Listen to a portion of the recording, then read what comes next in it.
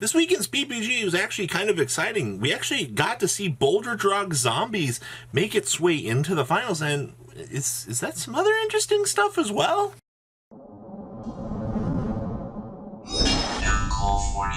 Smash everything, crap out, subscribe button so you guys don't miss out on more excellent content. So, our top 8 breakdown for PPG and deck list are here. So, number 1 in the room, the best deck, the winner, is Dragon Link. Anybody expect this? Anybody? Oh wait, Dragon Link's still a consistent best powerhouse in today's metagame. The deck pretty much surges through any amount of counterplay from the opponent. Anybody shocked about that? Okay, nobody? Okay, good. Just making sure. We only had one invoked Shaddoll in Top Cut, which is kind of interesting in and itself. This deck, it's literally super poly. Go! And then we had the Boulder Drock Zombie Eldritch shenanigans. I think there was an Eldritch package in there. I just remember seeing Boulder Drock. We'll talk about the list here in a couple of minutes. We also had one Tri-Brigade list, which is pretty good.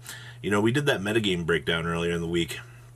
And I still think Tri-Brigade runs that line between 1 and 1.5. It's not good enough to be pushed up, but it's definitely got that good, consistent grind game going for it. We had one Virtual World. That also shouldn't surprise anybody.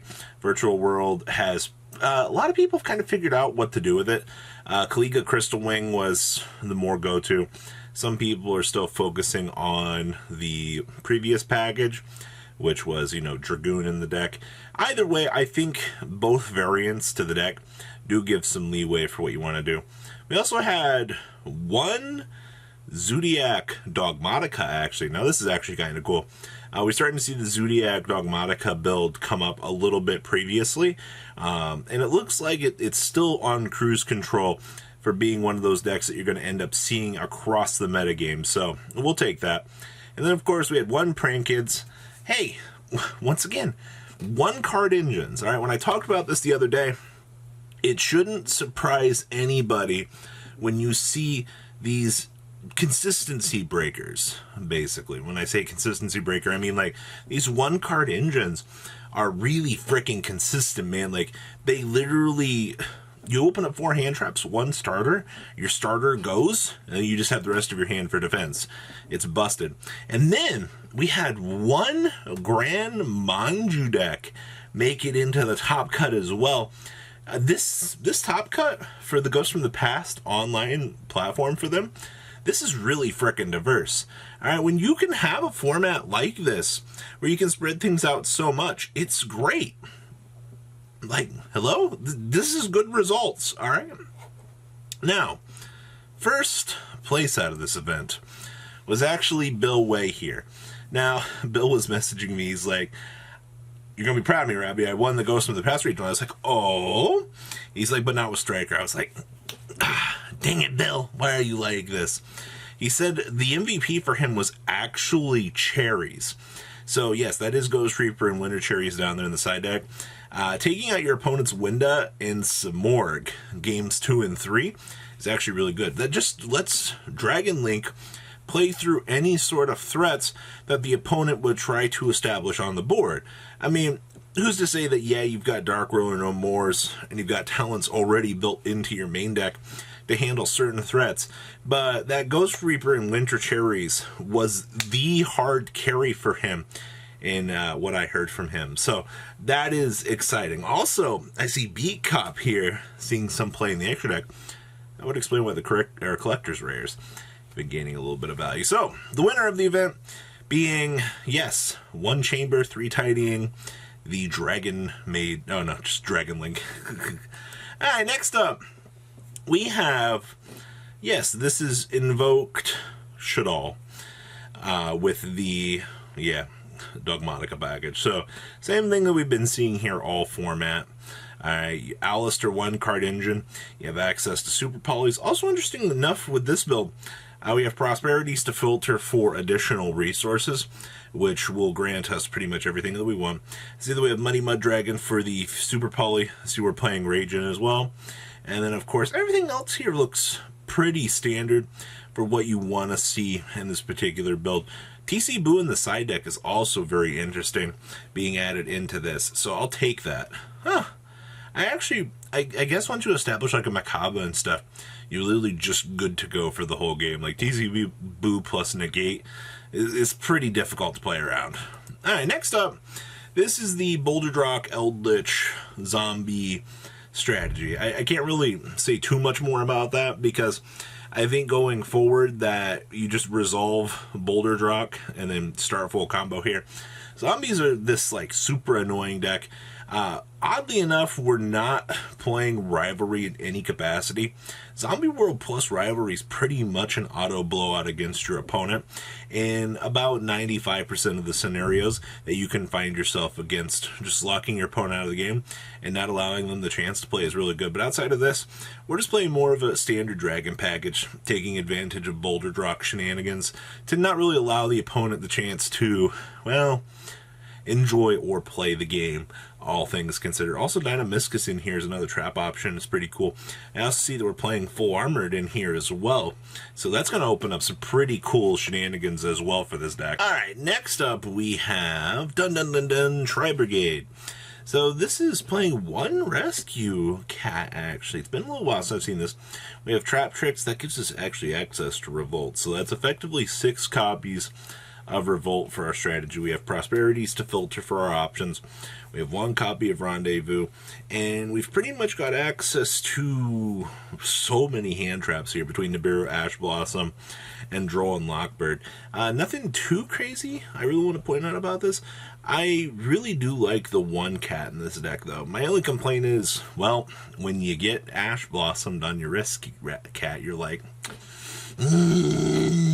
you just want to pick up your cards and walk away. So Trap Tricks is definitely interesting. I've been liking the level of innovation that players are finding and trying out with these strategies because it opens up so many cool doors, and seeing Trap Trick in here definitely extends out that, you know, line of play for this deck.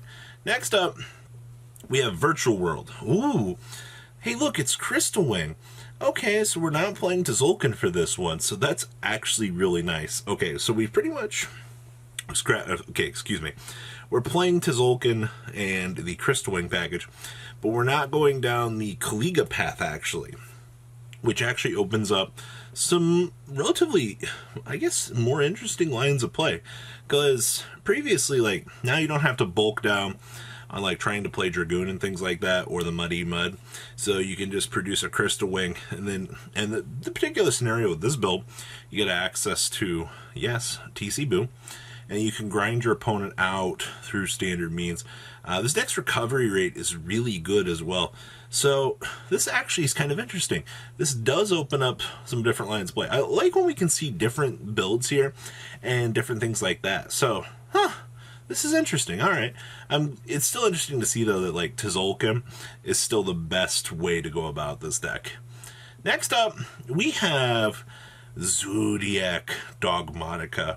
So, standard package of 2 Floor, 2 copies of Ecclesia, 2 Punishment, and then 3 Servants. The interesting part about this build is I see that we're bulking down on the Avarices here in this build, which will give us access to recycle those resources. Also, we only have 12 cards in the extra deck here. I fill in with what you need, I'm assuming here, all things considered. It's really interesting, actually. You just need 12 cards. So I guess you would like fill in with like other options or just extra Zodiac cards. But if you actually played a 12 card extra deck, that's actually freaking hilarious to me, because that just proves on like how powerful this deck can actually be. Alright, next up we have Gran Maju. So 50 cards actually for this. Triple Alpha in the main, so we're going to burn the opponent out. We're playing the Kaiju package. And once again, this is the second build that I've actually seen that is just cut the Golden Castle stuff. The Golden Castle shenanigans don't look like that they're all that powerful, all things considered. Even though it may be more of a local scenario, it might be better. I'm thinking for the most part here that it's a no-go with that. So I like that. Mystic Mind to slow down the game. Check. Grand Maju for beatdown. The Thunder package, or excuse me, the Danger package. Check. yeah, this is just some big beat stick super poly the opponent way. Keep in mind there's also that golden El Rey Conquista in there for the super poly targets, so not bad. I like this. And last but not least for this video, we do have some much needed love to Praying Kids again, the other one card engine in here. No TC booze in the main, but we are playing the Ice Dragon Prisons. We are maining the skill drains, and we do have access to everybody's favorite Dark Row No More, so we can break those boards and push on through. Also Roche down here, the Underworld Closed Goddess, and the extra deck for some more cool options for this build. So congratulations to everybody that played in this event this weekend. I'm glad to see that there's such a diverse format here for this. So guys, leave a comment down below, smash your lovely crap out, subscribe button, and I will see your beautiful faces back here later on the day for some more cool awesome content. Peace out, guys. Thank you, patrons, for making the ride never truly end. Without you guys' support, well, I would probably be doing Truffle Shuffle videos for a living. Guys, please check out VanCo40 for all of your Cardfight Vanguard content brought to you by MCO40. And if you are looking to pick up singles, check out mcogames.com for your trading card game needs. Thanks for watching, everybody.